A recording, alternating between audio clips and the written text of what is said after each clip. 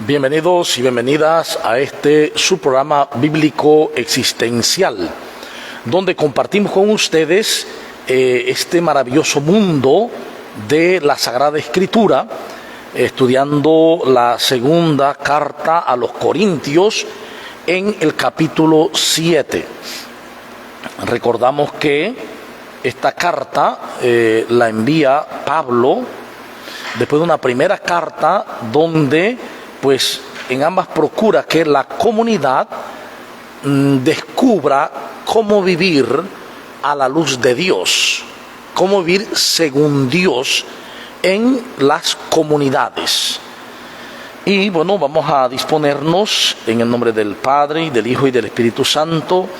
Nos abrimos a tu Espíritu, Señor, Espíritu de amor, para que guiados por Él podamos hoy compartir esta palabra, de tal manera que nos ayude a vivir mejor en nuestras comunidades, en nuestros grupos, movimientos, y así seamos los discípulos misioneros en salida y sinodales que tú quieres.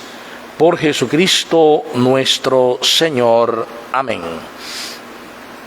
Bien, teniendo pues estas promesas, queridos míos, purifiquémonos de toda mancha de la carne y del espíritu, consumando la santificación en el temor de Dios. Hágannos un lugar en sus corazones. A nadie hemos ofendido, a nadie hemos arruinado, a nadie hemos explotado. No le digo esto con ánimo de condenarlos, pues acabo de decirles que en vida y muerte están unidos en mi corazón. Tengo franqueza para hablarles. Estoy muy orgulloso de ustedes. Estoy lleno de consuelo y sobreabundo de gozo en todas nuestras tribulaciones. Efectivamente, al llegar nosotros a Macedonia, no tuvo sosiego nuestra carne, sino toda suerte de tribulaciones, por fuera luchas, por dentro temores. Pero el Dios que consuela a los abatidos, nos consoló con la llegada de Tito, y no solo con su llegada, sino también con el consuelo que le habían proporcionado, comunicándonos su nostalgia, su pesar, su afán por mí, hasta el punto de colmarme de alegría. Porque si los entristecí con mi carta, no me pesa. Y si me pesó, pues veo que aquella carta los entristeció, aunque no fuera más que por un momento. Ahora me alegro, no por haberles entristecido, sino porque aquella tristeza los movió al arrepentimiento, pues se entristecieron según Dios, de manera que de nuestra parte no han sufrido perjuicio alguno. En efecto, la tristeza según Dios produce un irreversible arrepentimiento para la salvación, mas la tristeza del mundo produce la muerte. Miren qué ha producido entre ustedes esa tristeza según Dios. Qué interés, qué disculpas, qué enojo, qué temor, qué nostalgia, qué afán, qué escarmiento. En todo han mostrado que eran inocentes en este mundo. Así pues, si les escribí, no fue a causa del que injurió, ni del que recibió la injuria. Fue para que se pudiera de manifiesto entre ustedes, ante Dios, su interés por nosotros. Eso es lo que nos ha consolado.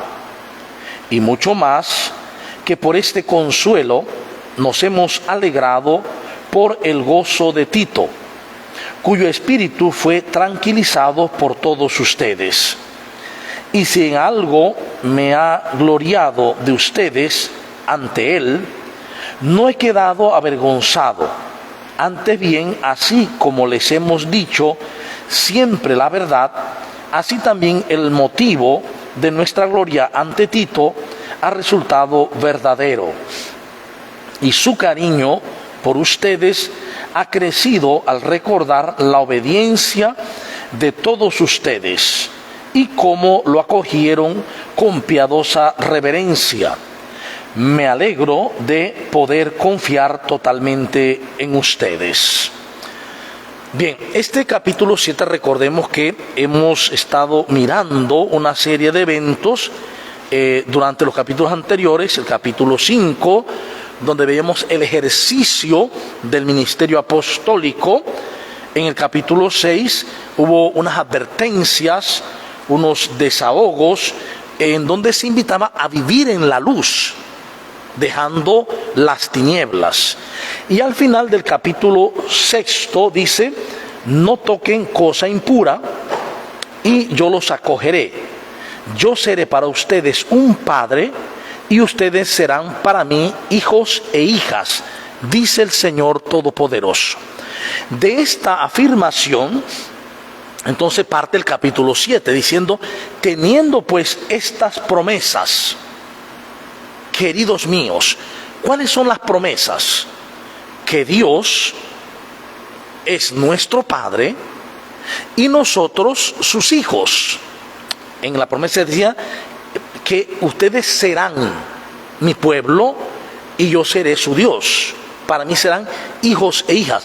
Pero luego nosotros comprendemos que en Cristo se nos ha revelado que con Cristo, es decir, con Él, somos hijos e hijas amados y amadas por Dios. Por lo tanto, Él dice: purifíquenos de toda mancha de carne, purificándonos.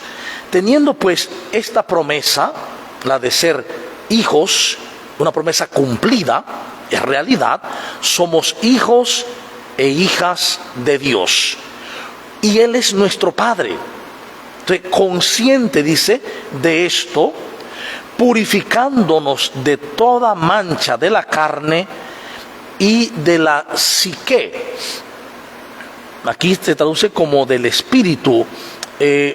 Podríamos pensar que es de la mente, porque recordemos que el espíritu es espíritu.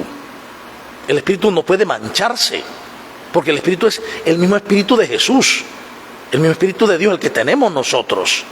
Entonces, en el texto, yo me tomé el tiempo de mirar el texto original griego, y más se refiere a la psique, a la mente. Entonces, purifíquense de toda mancha de la carne, que no solamente es de la carne como cuerpo, sino también de la carne como ego, y de la psique, de la psique, de los pensamientos. Dice: así, consumando la santificación. Entonces, recordando que la comunidad es una comunidad santa, porque participa del cuerpo de Cristo, participa de Dios mismo. Por lo tanto, la comunidad tiene que perseverar en la santificación. Y miren lo que dice al final: consumando la santificación en el temor de Dios. En los textos bíblicos hay muchas citas, más de 20, en donde se habla del temor de Dios, comenzando por el Antiguo Testamento. En Proverbios dice que el temor de Dios es el principio de la sabiduría. Y aquí donde muchas veces les he dicho que tenemos que tener un cuidado, porque para estudiar la palabra se requiere no solamente conocer el sit im leben, el contorno, la situación externa del texto, el ambiente del texto, sino también hay que conocer los giros, la lingüística y las acepciones de una palabra. En el texto griego de esta segunda carta a los Corintios dice phobos, un theon, phobos, de viene fobia, miedo. Miedo en griego, o temor, se escribe phobos. Entonces, por eso se habla de fobia, los miedos. Pero en hebreo se dice yirá. En hebreo, yirá. Pero yirá, porque el fundamento, el fondo de estos escritores, recuerden, es hebreo. Pablo es un hebreo. Entonces, ¿qué pasa?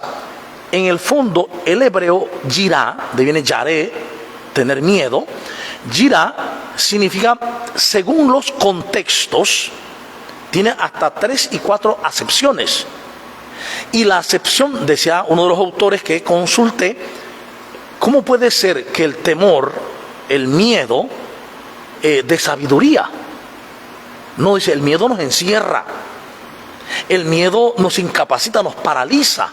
Por tanto, la acepción de yirá no puede ser miedo. Entonces, hay otras acepciones, y entre otras son respeto y reverencia también. Reverencia. Por lo cual, en realidad, cuando se habla de temor de Dios en la Escritura, no está hablando de tenerle miedo a Dios. Incluso a nivel antropológico esto es muy real.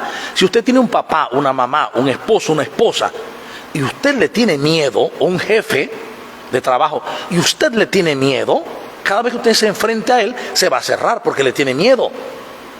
Va a ser incapaz de amarlo. Es más, al tenerle miedo incluso va a sentir el ataque y la defensa. Va a juzgarlo, va a hablar de él.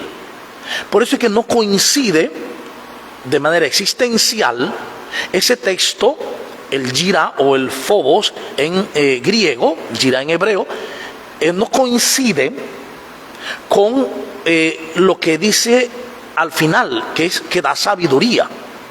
Entonces, en realidad, el temor de Dios del que habla aquí significa respeto reverente a Dios. Un respeto reverente que nos lleva a vivir creyéndole y por lo tanto obedeciéndole. Pero en el amor, ese respeto reverente nace de la conciencia de que nuestro Padre es amor y nos ama infinitamente.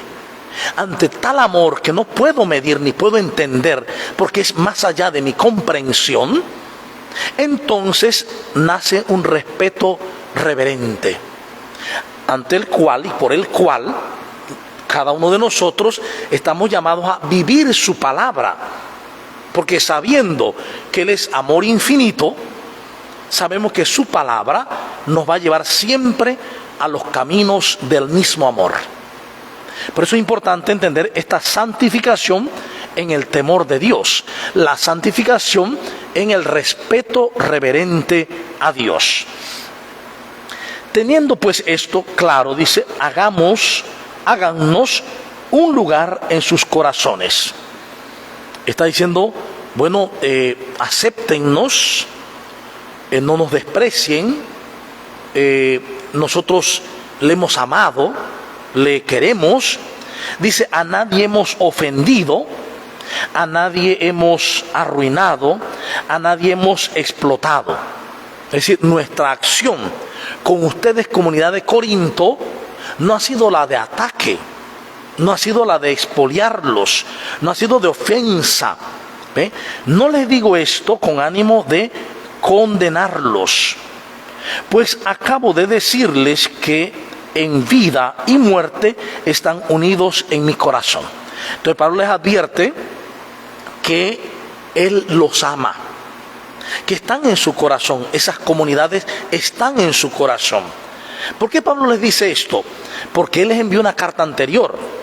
Y vamos a ver más adelante por qué esa carta anterior es tan controversial. Tengo franqueza para hablarles y estoy orgulloso de ustedes. O sea, no es que los piense mal de ustedes, no es que los desprecie, no es que los quiera ofender, no. Yo me siento orgulloso de ustedes. Estoy lleno de consuelo y sobreabundo de gozo de todas nuestras tribulaciones, de todo lo que he pasado. Pablo está mirando sus tribulaciones, lo que ha pasado, lo que ha vivido por el anuncio del Evangelio. Recuerden que lo acusaron, lo apalearon, lo injuriaban, tuvo accidentes en barco y otras cosas que no se cuentan. Entonces, dice, tuvo muchas tribulaciones, pero él está muy claro que él lo está haciendo, lo está viviendo como un servicio a Dios.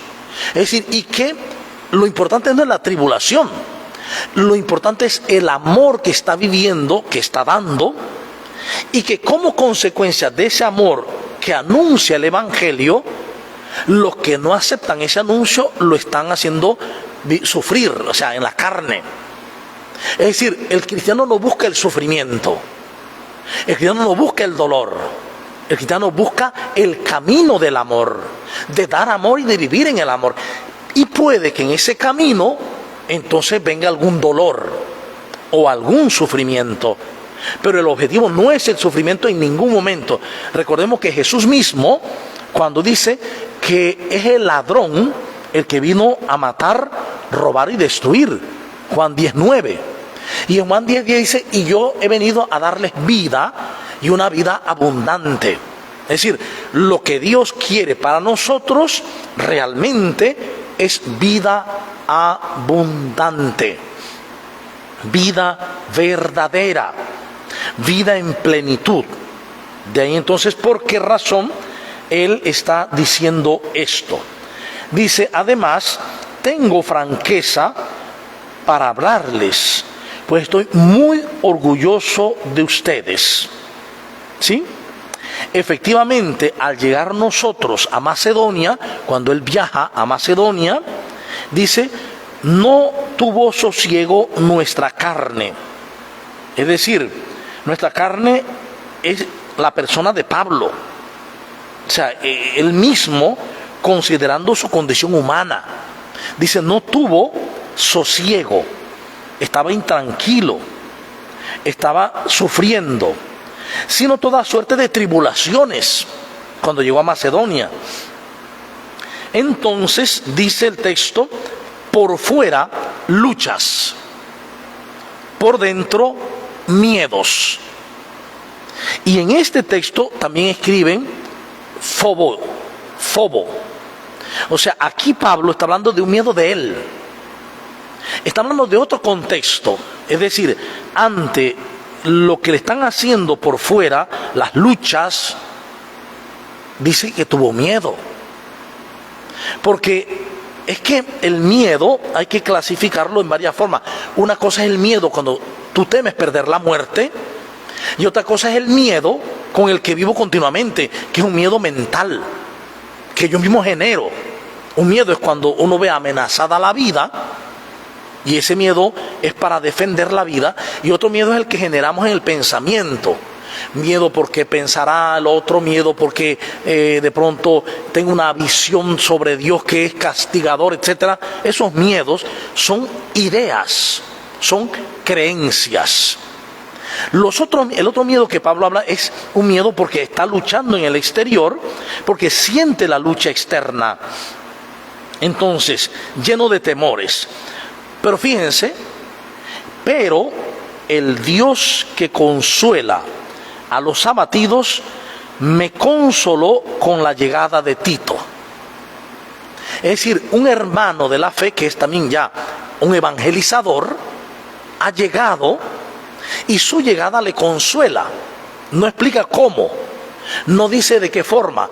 Lo más seguro es que Tito le contó su experiencia de vida, los encuentros con el Señor, la manera de predicar al Señor, lo que vivió con los hermanos, y esto le dio esperanza y consuelo. Y él, fíjense, él lee en la historia, y esto es importante en las comunidades, él lee en la historia práctica que la venida de Tito es un consuelo de Dios. Es decir, que Dios le está consolando a través de una mediación, a través de un mediador. Muchas veces hay personas en las comunidades que quisieran que el consuelo de Dios viniera directito, que se le apareciera a Jesús, que se le aparezca a María, que se le aparezca el Espíritu Santo o el Padre. No, es que Dios, el Dios de todo consuelo, consuela regularmente a través de mediaciones. de personas que encontramos en el camino de la vida, de hermanos de la comunidad. Por eso la importancia del encuentro con los hermanos y hermanas. Dice, y no solo con su llegada, es decir, el consuelo que he recibido de Dios al venir Tito, no es solo porque llegó, no solo con su llegada, sino también con el consuelo que le habían proporcionado, comunicándonos su nostalgia, su pesar, su afán por mí, hasta el punto de colmarme de alegría. Es decir, Pablo estaba también preocupado, y aquí lo humano, como todo humano, le surge, está preocupado porque la carta que envió anterior tenía una cierta dureza, y ya había escuchado que allá había pegado muy duro esa carta. Ahora, cuando Tito le dice que no, que allá lo extrañan en Corinto, que sienten nostalgia por él, que lo quieren, entonces siente alegría. Y esto, hermanos y hermanas, tenemos que verlo muy bien, porque estos son los momentos en que todo ser humano puede no vivir desde el espíritu, sino desde el ego. Es decir, si no me quieren, estoy triste. Si me quieren, estoy feliz. Si no me aplauden, estoy achicopalado. Si me aplauden, estoy dichoso. Es decir, aquí nos está mostrando una experiencia humana de Pablo. Es decir, ante la idea, porque no estaba seguro, ante la idea de que no lo querían, de que estaban bravos, estaban heridos, está sufriendo. Y esto nos puede pasar a todo mundo. Es decir, podemos hacer toda una película en nuestras mentes por un detalle o detalles, y armar algo que es totalmente ilógico incluso a veces, pero que no los creemos como una película y lo sufrimos, y que al fin y al cabo no es nada, solo creencias, solo ideas. Por eso no podemos de pronto, y se nos invita siempre a no presumir nada, ¿sí? A no pensar en las cosas y no asumir cosas. No empezar a pensar, es que no me saludó. Claro, seguro fue porque el hermano o la hermana de pronto algo le han dicho de mí y seguro no me quiere hablar, y empiezo a pensar, la próxima vez que la veo tampoco le hablo, tampoco le saludo, y se va haciendo un mundo totalmente ideal, totalmente en la mente. ¿Cuántas veces en nuestras comunidades pasa lo mismo? Hasta que viene y dice, no, hombre, mira que la persona me dijo que está pensando que tú no le saludas, pero que no sabe por qué. Miren, no había nada. Qué bien, me siento contento ahora. Pero todo eso no es del espíritu, es el ego, nuestro ego, trabajando. Recordemos que nuestro ego no es otra cosa que una sumatoria de ideas que desde pequeñitos hemos ido creando y nos han ido creando, que en el momento actual creemos que eso soy yo. Esa suma de ideas, yo creo que soy yo. Yo soy lo que digan de mí, yo soy lo que piensen de mí, yo soy lo que logro, yo soy separación de los demás, yo soy separación de Dios. Eso es el ego. Una sumatoria de ideas muy fuertes y muy arraigadas, y por eso es que cuando yo creo que soy ese ego, me duele que no me saluden, estoy feliz si me aplaudieron. Pero cuando somos capaces de superar el ego, porque no se quita, uno lo puede superar, ponerlo a un lado y vivir según el Espíritu Santo, el Espíritu del amor, entonces todo lo que hago en las comunidades o en la comunidad lo hago desde el amor. Y cuando hacemos algo en la comunidad desde el amor, ya no espero nada, no tengo ninguna expectativa. Yo lo que hago es amar, y el servicio lo hago desde el amor, sin ninguna expectativa. Por lo tanto, acogieron lo que yo di, bendito sea Dios. No lo acogieron, bendito sea Dios. Hablan bien de mí, bendito sea Dios. Hablan mal de mí, bendito sea Dios, porque eso no me afecta, porque no estoy viviendo desde el ego. el espíritu nunca es afectado. Es el ego el que se afecta siempre. Por eso el que necesita ser humilde no es el espíritu. El espíritu siempre es humilde. Es nuestro ego el que hay que bajar, el que hay que llevar a la humildad, a humus humilis. Entonces fíjense, además de esto, dice Pablo, porque si los entristecí con mi carta, no me pesa. Entonces miremos lo que está diciendo Pablo. La carta anterior dice, bueno, si los entristecí, no me pesa. Y si me pesó, es que ahora mismo no me pesa, porque ya sé que me quieren. Pero antes me pesó, chuleta, porque le escribí tan fuerte, porque le escribí tan duro. Oye, es que sepan algo, cuando Pablo escribe estas cartas, a él no se le pasó por la mente que esto era palabra de Dios, Esto tenemos que tenerlo muy claro. Cuando Pablo escribe estas cartas, él no pensó, le voy a mandar esta carta a mis hermanos de Corinto porque esto es palabra de Dios. No. La comunidad, años después, décadas después de escritas las cartas, reconoce en las cartas revelación. Y entonces le llama palabra de Dios. ¿Sí? Entonces es muy importante, Aquí estamos viendo una situación muy humana. ¿Qué pasa? Dice, pues si me peso, claro, pues veo que aquella carta los entristeció en un primer momento, aunque no fuera más que por un momento. Ahora yo reconozco que si alguien me dijo, o algunas personas me dijeron que les había molestado, y ahora Tito me dice que están extrañándome, que sí me quiere, quiere decir que por un momento lo que les dije sí les entristeció, sí les molestó, sí los hirió, o se sintieron heridos, pero que fue un momento y ya pasó. Entonces él ya ahora lo entiende, dice. Ahora me alegro, claro. ¿Por qué? No por haberlos entristecido, sino porque aquella tristeza los movió a la metanoia, a la conversión. Fíjense.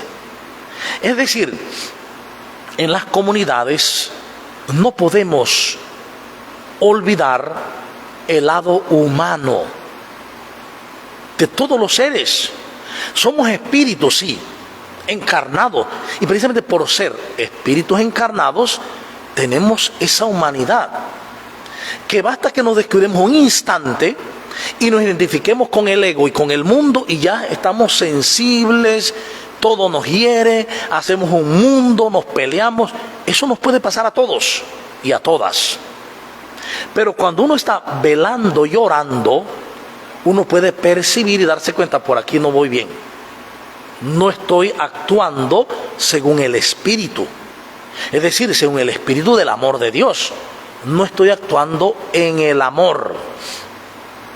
Lo triste es cuando tenemos una vida de tanto ego que ni siquiera nos damos cuenta que estamos en el ego, sino que creemos estar en la verdad y estamos peleados con el otro, no le hablo a la otra, estoy disgustado, años de enemistad, de unos rencores asfixiantes, de unas cadenas que llevamos. Entonces ahí está el peligro en las comunidades, cuando no se logra ver. Pablo, después de esta experiencia de ego, evidentemente aquí no lo dice, pero Pablo tiene que haber meditado, orado, y entonces el Espíritu le va haciendo ver la verdad. Por eso es que en la exégesis, en la hermenéutica de los textos, decía ya el Concilio Vaticano II, que en la Dei Verbum, que hay que encontrar la parte humana de los textos.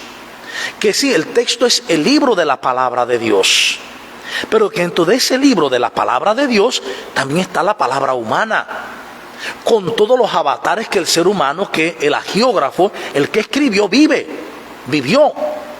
Y eso hay que entenderlo para también entender la palabra y no caer en una errónea exégesis, en una forma errónea de interpretación.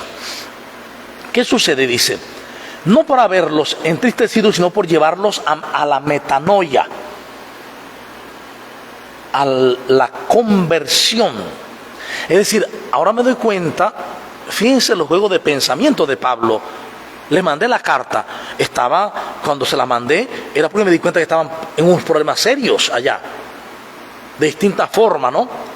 Entonces, cuando vino la primera ola, La primera respuesta de la carta es que se habían molestado y bueno, que estaban tocados. Entonces él se entristece y todo lo demás. Cuando viene la segunda ola con Tito, le dice, no, que te quieren mucho y te están extrañando.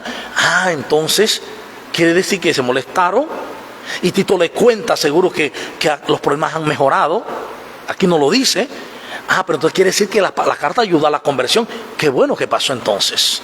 Es decir, hace una relectura ahora desde la experiencia de Dios en su vida. ¿Qué es lo que tenemos que hacer? A veces en la comunidad llega una persona agresiva, una persona pedante, una persona, y uno, si actúa desde el ego, de una vez palo en la cabeza. Pero si uno se mete, se abre en el espíritu o al espíritu, entonces va a darte cuenta, esta persona está clamando amor. Porque hay dos formas de vivir en la vida: o vivo ofreciendo amor, o vivo clamando amor. Si una persona está llena de ira, de violencia, de miedo, de muerte, porque eso es muerte, está clamando amor. Todo acto de violencia o de lo que sea que no es amor, es desamor, es un clamor de amor. Solo si velo y oro puedo hacer la reflexión, el discernimiento para entenderlo. Y entenderlo de Dios. Y puede que al principio, en el primer momento, me haya molestado, en el primer momento le haya querido sacar de la comunidad, le haya querido que no esté, pero cuando velo y oro, entonces vuelvo a la verdad. Salgo del sesgo del amor que juzgué, porque cada vez que juzgamos, nos hemos salido del amor, salgo de ese sesgo y vuelvo al amor. Y entonces me vuelvo comprensivo. Y desde la comprensión viene la compasión, que es amor práctico, amor real, vivido, hecho realidad. Eso le pasa a Pablo. Dice, pues se entristecieron según Dios, de manera que de nuestra parte no han sufrido perjuicio alguno. Esto también es interesante. ¿Por qué? Porque primero él piensa que se molestaron y se entristecieron por lo que él escribió, como hombre, como humano. Pero ahora dice, es que en lo que él escribió, Dios los tocó. Así que si Dios los tocó, se entristecieron según Dios. Y por eso mismo, entonces, Dios los llevó a la conversión. ¿Sí? Entonces, dice, en efecto, la tristeza según Dios para la salvación, ¿sí? Mas la tristeza del mundo produce muerte. Fíjense, esto es interesantísimo. No es que Dios produce tristeza. Ojo con esto. Cuando él dice la tristeza según Dios, es cuando yo tengo un texto, me lo proclaman o lo leo, y ese texto me toca la vida. Me revela que algo está mal en mí. El primer impacto es la tristeza. Me pongo triste porque siento que he fallado, porque siento que he hecho las cosas mal. Me pongo triste. El segundo puede ser la ira. Me molesta que me saquen a la luz mis problemas. Entonces, por eso dice, si la palabra te toca, si Dios te toca y sientes tristeza, es tristeza según Dios. ¿Ve? Pero la tristeza según el mundo, es decir, cuando el mundo te arrastra la tristeza por de pronto el fracaso, por la desidia, por el miedo, por el odio, ese miedo según el mundo, ese lleva a la muerte. ¿Por qué? Porque está lleno de desamor y te lleva al desamor. Mientras que la tristeza, cuando la palabra te ha tocado y te hace ver una situación que tú no veías y te molesta o me molesta, entonces esa palabra me lleva a convertirme y me lleva al amor. Por eso da vida. Entonces entenderlo en esto, ¿no? Es más, dice, Dios, miren que ha producido entre ustedes esa tristeza según Dios. La carta que le mandé, ¿no? Qué interés, qué disculpas, qué enojo, qué temor, qué nostalgia, qué afán, qué escarmiento. En todo han mostrado que eran inocentes en este asunto. Fíjense, ¿de qué está hablando Pablo está diciendo, ustedes estaban mal, se habían sesgado del camino del amor. Ustedes recibieron una palabra que los hizo convertirse al amor. Ahora, en el camino del amor, les quiero decir una cosa, ustedes eran inocentes. Su espíritu es siempre inocente. El ser humano es siempre inocente, solo que a veces se equivoca, solo que a veces sesga el camino y entonces cae en el clamor del amor, pero es inocente, porque todo lo que hizo, lo hizo creyendo que era lo mejor que podía hacer. Y porque todo lo que hizo, lo hizo con todas las herramientas que en ese momento tenía y no otras para poder actuar como actuó. Por eso es que nosotros no podemos juzgar a nadie, sino ver desde una percepción inocente. Aquí el problema no es que ellos no se equivocaran, sino que Pablo está aprendiendo a tener una percepción inocente. En vez de juzgar, ahora dice, eran inocentes, solo que se habían descuidado y habían sesgado su vida del amor. ¿Dónde está la diferencia en esto? En que cuando yo no tengo la percepción inocente del hermano, esto lo dice muy bien San Juan Pablo II en Nuevo Milenio in Eunte de otra forma, cuando él dice, debemos ver lo mejor de cada hermano, no las cosas malas como siempre estamos acostumbrados a hacer, sino lo mejor de cada uno, ¿sí? Y a ver el otro como parte de mí, de tal manera que sus cargas yo se las ayude a llevar. Nuevo Milenio in Eunte 43. Es decir, la percepción inocente, que no es algo que se logra a la fuerza, ni siquiera con estudio, sino en la apertura a Dios, en vivir ese meditar y orar, ese velar y orar. Ahí entro en la percepción inocente. Fíjense que es la percepción inocente de Jesús.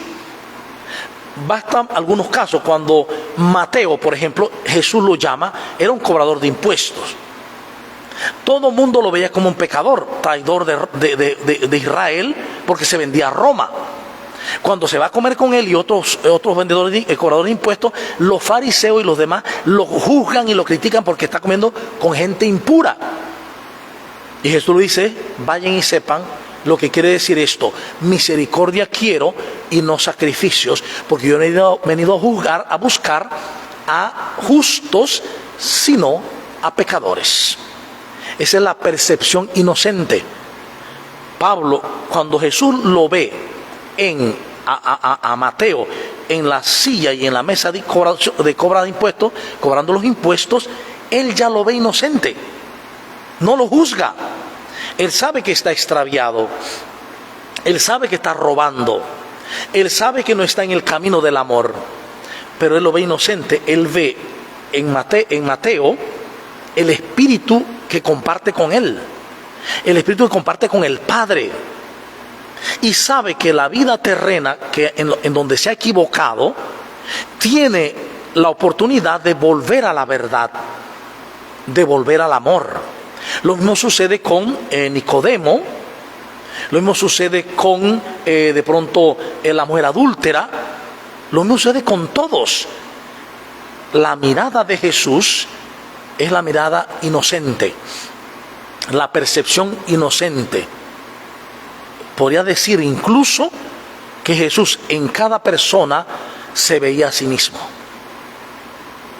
y en cada persona veía al Padre. Imagínense, si fuéramos capaces de llegar a esa capacidad, a esa forma en nuestras comunidades, a mirar al otro como a Cristo mismo, a mirar al otro como a Dios mismo, que lo dice también Nuevo Milenio in Eunte 43. Eso es lo que Pablo nos está diciendo. Miren, dice, ¿qué interés de qué culpa? Nada de eso, ¿sí? Lo importante es que Dios ha hecho su obra, y eso es lo que nos ha consolado. Y mucho más que por este consuelo nos hemos alegrado con el gozo de Tito, cuyo espíritu fue tranquilizado por todos ustedes. Parece que Tito fue después de la carta y también iba con un cierto temor de qué pasaría en la comunidad cuando él llegara. Y lo han recibido con alegría y con amor. Entonces eso también a él le da mucha alegría.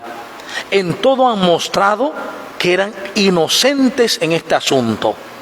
Así pues, dice, antes bien, así como les hemos dicho siempre la verdad, así también el motivo de nuestra gloria ante Tito ha resultado verdadero. Y su cariño por ustedes ha crecido al recordar la obediencia de todos ustedes. ¿Obediencia a quién? A Dios. Es decir, lo que importa es que la comunidad aprenda a obedecer a Dios. No con una obediencia llena de miedo, de terror, de angustia, sino la obediencia del amor. Es decir, sabiendo que el Dios amor nos va siempre a llevar por el camino del amor. Es más, dice el texto, siempre a la verdad, así motivo de gloria. Y su cariño por ustedes ha crecido al recordar la obediencia de todos ustedes y cómo lo acogieron con piadosa reverencia. Me alegro de poder confiar totalmente en ustedes. Y aquí se resuelve toda una situación de las comunidades o de la comunidad de Corinto. Con el fin de este capítulo 7, se pone claridad, se ve la claridad, tanto para Pablo, que estaba sufriendo, como para la comunidad, que sufrió al momento de recibir la corrección que Pablo le hacía en la carta. Y ahora han llegado a una concordia, a la concordia. Es decir, a tener significa un mismo, cordia, cardio, corazón. A vivir en un mismo corazón. Bien, mirando esto así, ahora vamos a dejar participar a ver si hay alguna pregunta, alguna idea, algo que no se comprenda. Y yo creo que debe haber algunas preguntas. Por ejemplo, tal vez alguno diga, ¿y por qué siempre nos enseñaron a tenerle miedo a Dios? Y hay personas que incluso se enorgullecen y dicen, yo no le tengo miedo a nada ni a nadie, solo a Dios. Entonces yo le diría, bueno, es que estás en problema, Si le tienes miedo a Dios, es obvio que no lo amas. Y si no lo amas, es obvio que no puedes caminar por la senda del amor. Y si no cambia, no puedes vivir por esa senda del amor, estás muerto en el desamor. Por eso guardas resentimiento, por eso piensas mal de los demás, por eso juzgas, por eso condeno, etc.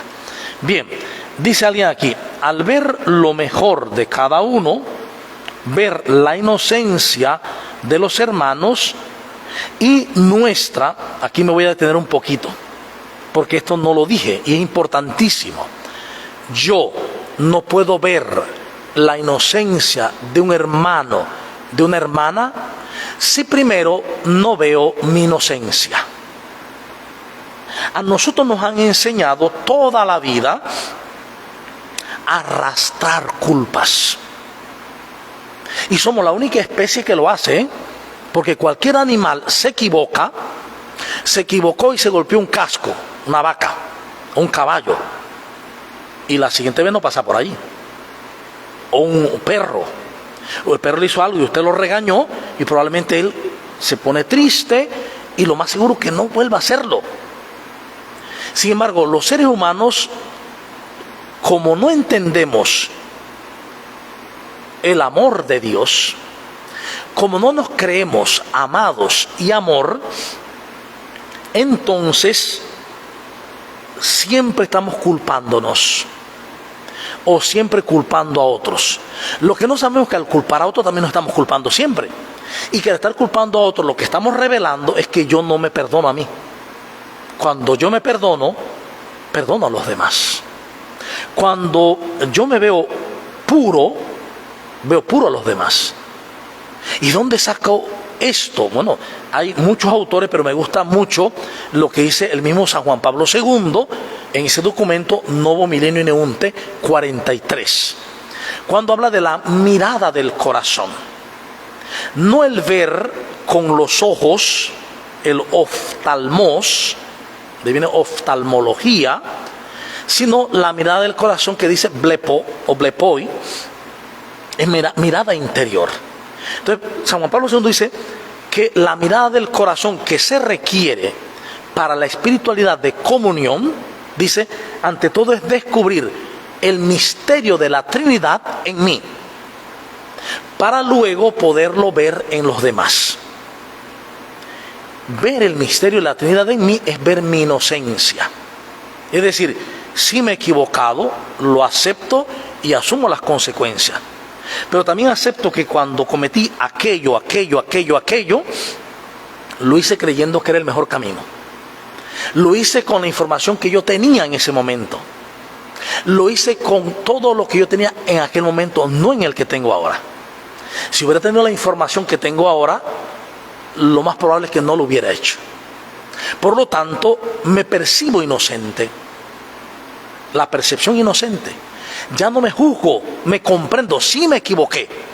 Pero no tengo que estar toda la vida dándome en el pecho, en la cabeza, porque soy un culpable. Incluso en la ley civil, cada persona que comete un error paga una vez por ese error. Nadie puede ser juzgado 2 veces por una condena, por una acusación. Solo una vez. Y solo se paga una condena por una acusación. Hasta a nivel civil, imagínense. Entonces nosotros no hemos entendido esto. Cometí la culpa, cometí un error, me equivoqué, pequé, pues, como decimos comúnmente. Ok, yo asumo la consecuencia, yo lo hice, me perdono, si me doy cuenta por qué lo hice, dónde estaba el error, qué es lo que debo hacer, entonces me declaro inocente. Y asumo las consecuencias, pero me declaro inocente. Cuando me declaro inocente, Espíritu de Dios, Espíritu de Jesús, entonces puedo ver a los demás como inocente, porque veo a la Trinidad en los demás. Miren, esto es una manera distinta de vivir la fe. Yo sé que cuesta, porque toda una vida aprendiendo una cosa, pues cuesta cambiarla.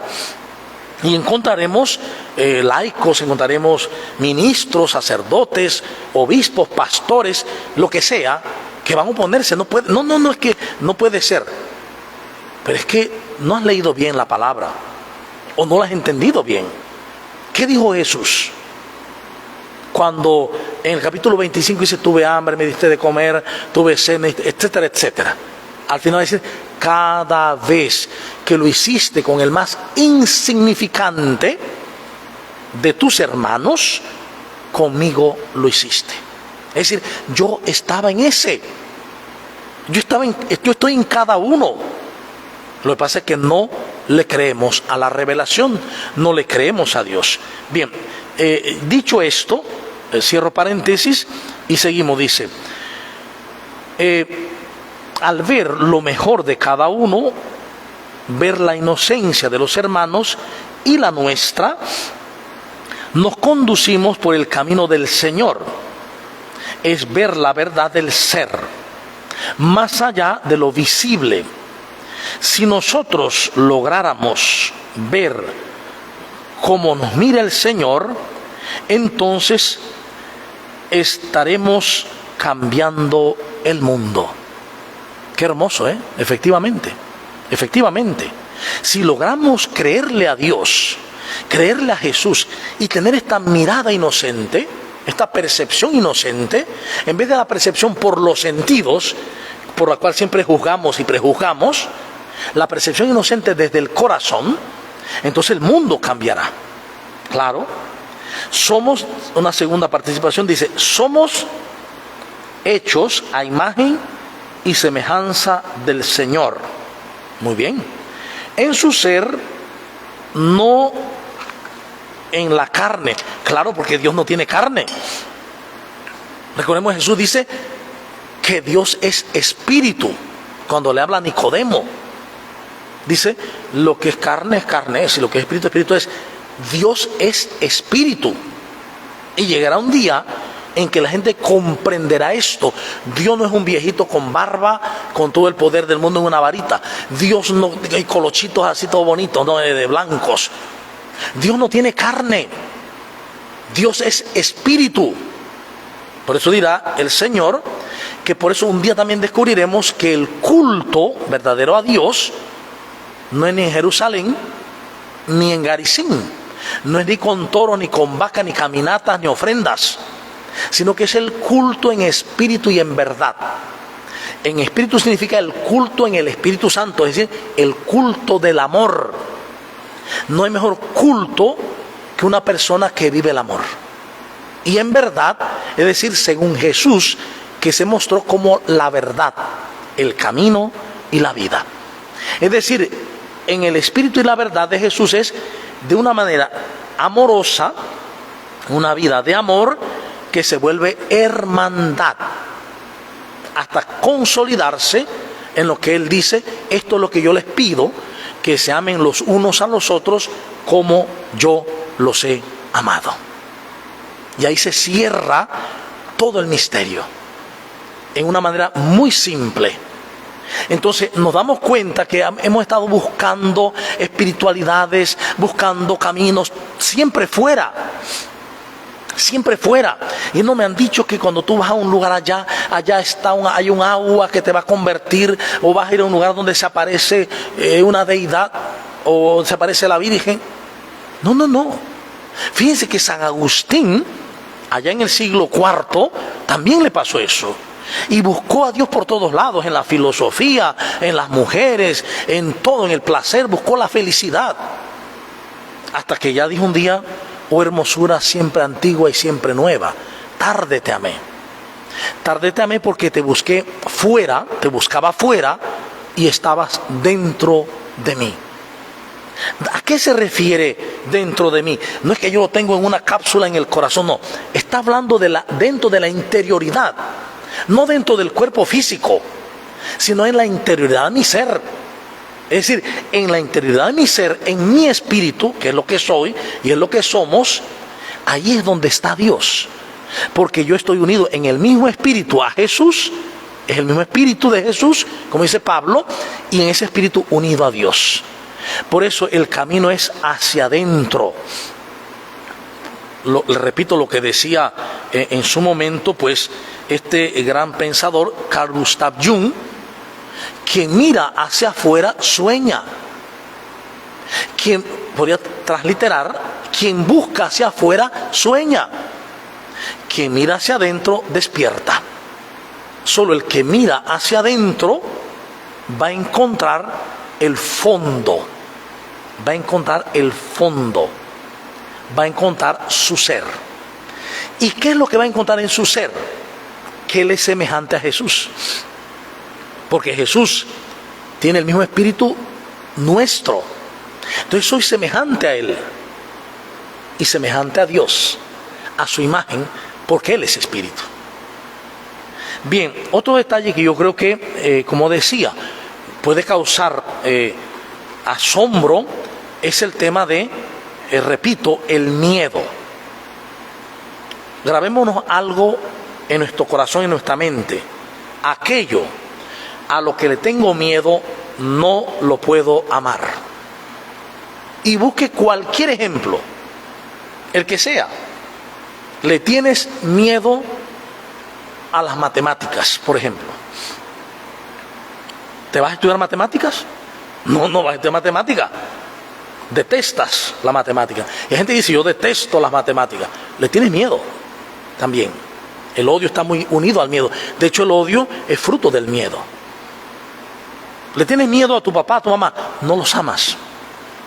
Porque si tienes miedo, no puedes amar. El miedo y el amor es como el agua y el aceite. Y lo más profundo es otra cosa. El amor es real. Es lo más real que existe, puesto que Dios es amor. Mientras que el miedo es irreal, porque es una construcción mental. Es una construcción mental. Por ideas que nos han metido, por ideas que nos han enseñado, por ideas que he leído y que he absorbido. Entonces tengo una particularidad por el entorno humano, una particularidad de miedo hacia algunas cosas, fobias, fobo, miedo. Pero resulta que esos miedos, si te metes dentro, encontrarás las tormentas del miedo. Por eso repito lo que decía la semana pasada, la mayoría de la gente no le gusta entrar en el silencio. Porque cuando uno entra en el silencio, lo primero que se encuentra son las tormentas del miedo. Miedos no resueltos, odios, resentimientos que son miedos no resueltos también. Entonces, mejor pongo música, mejor canto, me voy hacia el exterior, lo que sea, diversión, lo que sea. Lo que no sabe la persona es que cuando entra en el interior, sí, todos nos encontraremos con unas tormentas, pero si seguimos entrando, todo se hace claro y desaparecen las tormentas, porque descubres en el fondo tu inocencia. Entonces me doy cuenta que esas tormentas que tenía eran producto de mi mente, de mis ideas, de mis creencias, ¿sí? Y que en el fondo soy puro amor, soy pura alegría, soy pura paz. Pero que mi mente es la que me ha hecho el juego y yo le he seguido el juego porque sigo el camino del ego. Ese es el problema y esa es la situación. Bien, vamos a culminar, creo que no hay más intervenciones. Vamos a culminar dándole gracias a Dios por este momento. Recordemos que Dios nos da su palabra para liberarnos del miedo, de ese estar sesgados del amor y volver al camino del amor, que es nuestro propio ser. Te damos gracias, Señor, por esta palabra, porque nos iluminas para poder descubrir tu misterio, que podamos abrirnos a tu Espíritu Santo para hacer vida esta palabra y convertirnos en instrumentos de tu amor, convertirnos en instrumentos de tu inocencia y así lograr que los demás también descubran tu mismo amor y tu misma llamada a la vida nueva en la santidad y el amor. Por Jesucristo nuestro Señor. Amén. En el nombre del Padre, y del Hijo, y del Espíritu Santo. Amén. Y les esperamos el próximo día, por este mismo momento, el sábado próximo, a esta misma hora, para seguir compartiendo la alegría de la palabra.